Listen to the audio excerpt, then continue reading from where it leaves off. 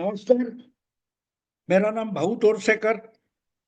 आप देख रहे हैं प्रतिवाद। दोस्तों, हमेशा हमारे सामने जो चीजें रखी जाती है या हमें परोसी जाती है, हम उस पर चर्चा करते हैं और हम उसमें ही उलझे रहे और सच्चाई तक ना पहुंचे, इसके लिए जो कहानियां हमें परोसी जाती है उसे ही नैरेटिव बोलते हैं। और बार बार मैं आपको नैरेटिव कैसे बनता है और कैसे एक भूल भुलैया हमारे सामने पेश किया जाता है वो समझाने की कोशिश करता हूं। आज मैं बिहार के बारे में जो कुछ नैरेटिव है वो रखना चाहता हूं। और नैरेटिव सिर्फ बीजेपी के खिलाफ होता है ऐसा बिल्कुल नहीं। आपको याद होगा, विधानसभा लोकसभा चुनाव में बीजेपी बहुमत गवा बैठी। उसके बाद बीजेपी के नेता और महाराष्ट्र के मुख्यमंत्री देवेंद्र फडणवीस ने साफ साफ कहा था, बीजेपी को एक झूठे नैरेटिव से हराया गया, फंसाया गया। एक झूठे नैरेटिव ने बीजेपी को हराया है लोकसभा चुनाव में। तो एक बात है, नैरेटिव झूठा हो या सच्चा हो, वो सिर्फ विपक्ष का होता है और बीजेपी का नहीं होता है, ऐसा मानने की कोई जरूरत नहीं है। जैसे कांग्रेस का नैरेटिव होता है, उद्धव ठाकरे का नैरेटिव होता है, या और इकोसिस्टम का नैरेटिव होता है। हर जो कोई राजनीति खेलना चाहता है वो अपने तरीके से अपना एक नैरेटिव बनाता है और लोगों के दिमाग में अपना नैरेटिव उतार कर जो चाहिए वो परिणाम साधना चाहता है। और उसे ही असलियत में राजनीति का मतलब नैरेटिव की लड़ाई होती है, विमर्श की लड़ाई होती है। क्या लोग, आम जनता हमारा नैरेटिव मान लेते, हमारी कहानी मान लेते? अगर हमारी कहानी लोगों ने मान ली तो हम जीत जाते हैं। अगर हमसे ज्यादा प्रभावी हमारे दुश्मनों की या विपक्ष की कहानी लोग मान लेते हैं तो हम हार जाते हैं। तो इसलिए नैरेटिव सिर्फ कांग्रेस का होता है या विपक्ष का या इंडिया अलायंस का होता है, ये बात बिल्कुल गलत है। नैरेटिव तो बीजेपी का भी होता है, नैरेटिव एनडीए का भी होता है। तो इसलिए नैरेटिव समझना और नैरेटिव पहचानना जरूर होता है अगर आप राजनीति समझना चाहते हो। नेता बहुत सारी बातें बोलते हैं, प्रवक्ता बहुत लंबे लंबे आर्ग्यूमेंट करते हैं, लेकिन उसमें कितना नैरेटिव है ये भी ढूंढना पड़ता है। उसमें नैरेटिव में कितनी सच्चाई है वो देखना पड़ता है। और नैरेटिव सच्चा हो या झूठा हो, उसके परिणाम क्या हो सकते हैं ये भी आकलना जरूरी होता है, समझना, उसका आकलन करना जरूरी होता है। और इसलिए बहुत जल्दी, यानी अक्टूबर में, 3 महीने में, अगस्त सितंबर अक्टूबर, 3 महीने में बिहार का विधानसभा चुनाव होना है।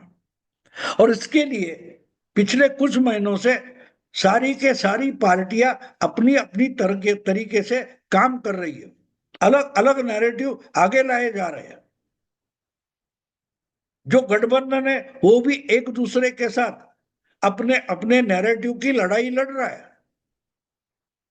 कांग्रेस और लालू मिलकर एक गठबंधन चलाते हैं। तो उस गठबंधन में भी दोनों पार्टियां मित्र पार्टियां है, मित्र दल है, लेकिन एक दूसरे से अपना अपना नैरेटिव लड़ रहे हैं। क्योंकि अगर गठबंधन में ज्यादा सीटें मिलनी चाहिए तो कांग्रेस को ब्लैकमेल करना पड़ेगा, और ब्लैकमेल का मतलब ही नैरेटिव होता है। अगर कांग्रेस लालू के साथ नहीं रही तो आरजेडी की हालत क्या होगी, ये चर्चा होती है ना। तो इसलिए चुनाव के समय इकट्ठा रहेंगे, लेकिन इकट्ठा रहने की कीमत जो बड़ी पार्टी है उसको देनी पड़ेगी। ये दिखाने की जो लड़ाई होती है उसको ही कांग्रेस का नैरेटिव बोलते हैं। वही बात एनडीए में भी होती है। जेडीयू वैसे तो दुबली पार्टी है, बीजेपी सशक्त पार्टी है बिहार में। उसमें और एक चिराग पासवान की एलजेपी छोटी पार्टी है, लेकिन उसकी भी कोई ताकत है। तो एनडीए में भी ज्यादा से ज्यादा सीटों पर दावा करने से लेकर वो बंटवारा अपने हिस्से में हो जाए, इसके लिए जो प्रयास चलते हैं, इसके लिए जो चीजें, जो कहानियां पेश की जाती है, वो भी एनडीए के अंतर्गत का नैरेटिव होता है। और इसलिए जो कुछ चुनाव आने वाला है वो कैसा लड़ा जाएगा, और ये अलग अलग नैरेटिव आगे जाकर सिर्फ 2 या 3 नैरेटिव बनकर बिहार के चुनाव में उभरेंगे, तो ये नैरेटिव क्या क्या है वो समझना जरूरी होता है। एक बात होती है, नैरेटिव तो ओपनली पेश किया जाता है, लेकिन कुछ नैरेटिव, कुछ कहानियां ऐसी होती है कि दिखाया कुछ जाता है, लेकिन उससे अलग ही परिणाम साधने की कोशिश होती है। अब देखिए, महाराष्ट्र में एक बड़ा झगड़ा हो गया, एक बड़ा संघर्ष हो गया। स्कूली बच्चों के लिए, यानी पहली से लेकर 5वीं तक के बच्चों को सख्ती से अंग्रेजी सिखाई जाए, ऐसा एक जीआर निकाला गया और उस पर बवाल हो गया, तो वापस भी ले लिया गया। लेकिन एक बात है, इसका बिहार के चुनाव से क्या मतलब है? चर्चा ये हो गई कि हाँ, महाराष्ट्र में बहुत जल्दी स्थानीय इकाई के चुनाव होने वाले हैं, मुंबई जैसा आसिया का सबसे बड़ा मेट्रोपॉलिटन कॉरपोरेशन है, उसका बजट 75,000 करोड़ का है, इसके लिए ठाकरे और बाकी सब पार्टियां एक दूसरे से लड़ रही है, इसके लिए नहीं दोस्तों, सिर्फ उसके लिए नहीं है। और ये चुनाव कब हो गए उसका भी भरोसा नहीं है, क्योंकि सितंबर से लेकर अक्टूबर तक वार्ड की रचना बनने वाली है, इसका मतलब दिसंबर के पहले ये चुनाव हो ही नहीं सकते। तो आज जो मराठी अस्मिता का मुद्दा आगे लाया गया, वो 4 महीने चलने वाला नहीं है। और इसलिए देखना यह पड़ता है कि अगर 4 महीने के बाद जो वोटिंग होगा उस पर मराठी अस्मिता या हिंदी मराठी का संघर्ष और उसका प्रभाव पड़ने वाला ही नहीं है, तो ये दांव क्यों खेला गया है? बीजेपी का मुख्यमंत्री है, महायुति के और 2 उप मुख्यमंत्री है, इनके पास अच्छा बहुमत है, फिर भी ये संघर्ष क्यों खड़ा किया गया? अब देखिए, जीआर निकाला गया, वापस किया गया, और उसके बाद जब हिंदी विरोध की चर्चा होने लगी, तो सबसे पहले कांग्रेस ने उद्धव ठाकरे से अपना पल्ला झाड़ने की कोशिश की। और कांग्रेस की बात ही छोड़ो, खुद उद्धव ठाकरे ने भी, हम हिंदी विरोधी नहीं है, हम मराठी के समर्थक हैं, लेकिन हिंदी की सख्ती के खिलाफ है, ये खुलासा जोर शोर से करना शुरू किया। तो ये सब, बीजेपी तो हिंदी का समर्थन करती है और हिंदी के लिए सख्ती करने के भी पक्ष में बीजेपी है, ऐसा दिखावा भी खड़ा किया गया। तो इसका सीधा परिणाम पिछले एक हफ्ते में दिखाई दिया। बहुत सारे उत्तर भारत के नेता, अलग अलग उत्तर भारतीय हिंदी राज्यों के नेता टूट पड़े ठाकरे बंधुओं पर, महाराष्ट्र की ऐसी क्षेत्रीय नीति पर, संकुचितता पर टूट पड़े, मराठी पर टूट पड़े। तो इसका फायदा दिसंबर में अगर स्थानीय इकाइयों के चुनाव होते तो उसमें तो नहीं मिलेगा, लेकिन इसका फायदा आने वाले 2 महीने में, 1.5 महीने में बिहार के चुनाव होने वाले हैं, उस पर तो होगा, उस पर जरूर उसका प्रभाव होगा। और इसलिए देखना यह पड़ता है कि नैरेटिव क्या है। इससे एनडीए के पाले में चल बिचल खड़ी हो गई है, और एक तरीके से कांग्रेस महाराष्ट्र में इंडी अलायंस चलाते चलाते उद्धव ठाकरे से अपना पल्ला झाड़ना चाहती है, और बिहार में जो कांग्रेस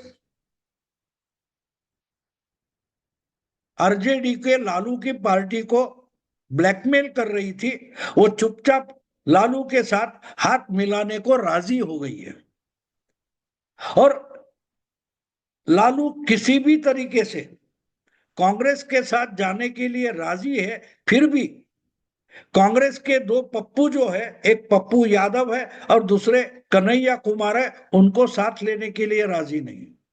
और ये आज की बात नहीं, 5 साल पहले से ये चल रहा है। 2019 में कन्हैया कुमार कांग्रेस में थे नहीं, फिर भी कम्युनिस्ट पार्टी से चुनाव लड़े, तो उनको सपोर्ट करने के लिए लालू प्रसाद ने साफ साफ नकार दिया था। और इसका कारण साहब, लालू अपने बेटे का पॉलिटिकल भविष्य बनाना चाहते, और अगर कन्हैया कुमार चमकता है तो तेजस्वी यादव की प्रतिमा मुरझाएगी, वो लालू को नहीं चाहिए। और इसलिए राहुल गांधी ने कितना भी आवाज बढ़ा चढ़ाकर बात की, तो भी लालू ने उसको कीमत नहीं दी और अपनी राजनीति चालू रखी। आखिर में अगर बिहार का चुनाव लड़ना है तो लालू के साथ शरणागत होना पड़ेगा, ये राहुल गांधी समझे। और कल परसों की बात है, जो मोर्चा रास्ते पर उतरकर तेजस्वी यादव ने निकाला था, उसमें शामिल होने के लिए खुद राहुल गांधी पहुंच गए। अब राहुल गांधी के साथ पप्पू यादव और कन्हैया कुमार पहुंच गए, जिन दोनों नेताओं को लालू और तेजस्वी यादव बिल्कुल पसंद नहीं करते। तो जो भीड़ इकट्ठा कर दी थी तेजस्वी यादव ने और आरजेडी के लोगों ने, उसमें शामिल होने के लिए जो ट्रक पर बनाया हुआ एक मंच था, उसके लिए सीढ़ियां चढ़ रहे थे राहुल गांधी, तो उनके पीछे पीछे कन्हैया कुमार और पप्पू यादव ट्रक पर चढ़ने गए, तो उनको रोका गया, धक्के मारकर पीछे हटाया गया। और यही बात खबर बनी। राहुल गांधी तेजस्वी यादव के मोर्चे में, रैली में शामिल होने पहुंच गए, ये खबर थी। लेकिन लोगों के पास खबर क्या गई कि लालू के लोगों ने राहुल के दो पप्पू, यानी पप्पू यादव और कन्हैया कुमार को धक्के मारकर ट्रक से हटाया। इस पर ही चर्चा बनी, बवाल खड़ा हो गया। अब कांग्रेस को ये झटकना पड़ रहा है कि भाई ऐसा कुछ हुआ नहीं। खुद पप्पू यादव जो गिर गए ट्रक पर चढ़ते चढ़ते, वो भी बोल रहे मैं चढ़ना नहीं चाहता था, मैं तो गिर गया था। यानी अपमानित होकर भी पप्पू यादव बचाव पेश कर रहे हैं कि ऐसा कुछ हुआ नहीं। कन्हैया कुमार भी वही बात बोल रहे हैं। यानी शरणागत होकर, अपमानित होकर भी लालू प्रसाद यादव की पार्टी की मर्जी रखना, संभालना, ये कांग्रेस के लिए लाचारी बन गई है। लेकिन मामला यहां तक नहीं है, मामला यहां तक नहीं है। अब ये लोग, यानी इंडी गठबंधन के लोग, अगर हाथ से हाथ मिलाकर एक दूसरे का मान अपमान अलग रखकर साथ में लड़ने के लिए खड़े हो गए, तो भी एक सवाल पूछा जाएगा कि आपने महाराष्ट्र में उद्धव ठाकरे के साथ हाथ मिलाया है और उद्धव ठाकरे उनके चचेरे भाई के साथ चले गए जो बिहारियों को पीटते हैं, तो आपका कांग्रेस का साथ लेते हैं, तो लालू प्रसाद की पार्टी आरजेडी का नुकसान हो सकता है। तो इसका जवाब तो राहुल गांधी के पास नहीं है। अब ये जो मामला है वो टिकट के, सीटों के बंटवारे तक चलता रहेगा। महाराष्ट्र में मराठी हिंदी का जो मामला खड़ा कर दिया, बवाल खड़ा कर दिया, उसका परिणाम यहां कुछ होने वाला अभी नहीं है।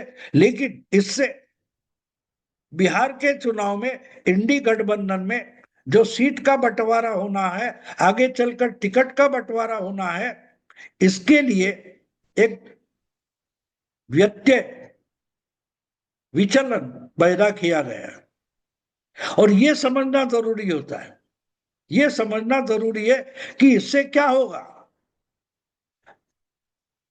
अगर सीट का बंटवारा और टिकट का बंटवारा, इसमें अगर इंडी अलायंस बिहार में और 1-1.5 महीने के लिए फंस जाती है तो क्या होगा? जैसे टाइम टेबल घोषित होगा और उस समय तक अगर सीट का बंटवारा फाइनल नहीं हुआ तो कांग्रेस हो या आरजेडी हो, उनको अपने अपने उम्मीदवार फाइनल करने में टाइम लग जाता है। वो उनके साथ और सीपीआई एमएल वगैरह पार्टियां हैं, लेकिन वो इंडी गठबंधन जो है उनमें अगर समय पर सीटों का बंटवारा नहीं हुआ तो एक दूसरे के खिलाफ बगावत हो सकती है। और यही तो पिछले अक्टूबर में महाराष्ट्र में विधानसभा चुनाव में हुआ। आखिर तक लोकसभा चुनाव में इंडिया अलायंस को अच्छी सीटें मिली, उसके बाद ज्यादा से ज्यादा सीटें ऐंठने के लिए शरद पवार का गुट, उद्धव ठाकरे का गुट और कांग्रेस, इनमें जो आपस में झगड़े चलते रहे, उसके कारण लास्ट मोमेंट तक सीटों का सही बंटवारा नहीं हुआ और प्रचार तक नहीं हो पाया और बुरी तरह से एमवीए महाराष्ट्र महाविकास आघाड़ी फेल हो गई। बिल्कुल वही बिहार में करना है, ये बीजेपी का दाव है। बीजेपी का गेम क्या है? जो महाराष्ट्र में सीटों के बंटवारे में महाविकास आघाड़ी उलझी रही, बिल्कुल उसी तरीके से बिहार के चुनाव में इंडी अलायंस यानी आरजेडी, सीपीआई एमएल और कांग्रेस ये सीटों के बंटवारे में उलझे रहे, एक दूसरे पर आरोप करते रहे और आखिरी मोमेंट तक अगर सीट का बंटवारा नहीं हुआ तो सही उम्मीदवार टिकट नहीं मिलेंगे उनको और अच्छी तरीके से लड़ नहीं पाएंगे। तो बीजेपी के लिए और जेडीयू के लिए, एनडीए के लिए चुनाव आसान हो जाएगा। और इसीलिए महाराष्ट्र में हिंदी मराठी का जो संघर्ष खड़ा कर दिया गया, ये एक तरीके से बिहार चुनाव के लिए नैरेटिव है। और नैरेटिव के परिणाम क्या हो सकते हैं उस पर ध्यान दो। अगर देर तक सीट का बंटवारा नहीं हुआ तो जो बुरी हालत महाराष्ट्र में महाविकास आघाड़ी की हो गई थी, वही बिहार में लालू और राहुल इंडी अलायंस के आरजेडी और कांग्रेस की हो जाएगी। और यही तो गेम प्लान है। दोस्तों, मैंने समझाने की कोशिश की है, आप समझने की कोशिश करो। अभी यही रुकता हूं। अगर वीडियो पसंद आए तो लाइक कीजिए, शेयर कीजिए और प्रतिवाद को सब्सक्राइब कीजिए। नमस्कार।